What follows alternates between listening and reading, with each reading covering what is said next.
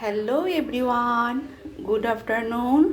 বন্ধুরা, তোমরা সবাই কেমন আছো? আশা করি ভালো আছো। এবং আজকে ক্রিসমাস ডে, সবাই খুব আনন্দ করো, এনজয় করো। অনেকে হয়তো বাড়ির বাইরে কি পিকনিকে গেছো, ঘুরতে গেছো। আমি অবশ্য কোথাও যাইনি। এবং আমি আজকে তাই তোমাদের জন্য সুন্দর হালকাভাবে খুব সুন্দর রান্না করেছি। দেখো তো কেমন হয়েছে। ভাত, এটা তো সবাই জানে, গরম গরম ভাত, চিকেন কষা, আর করেছি এটা আমি আজকে নতুন তো একটা রেসিপি করেছি। অন্য সময় তো স্যুপ করি, কিন্তু আজকে বেবিকর্ন দিয়ে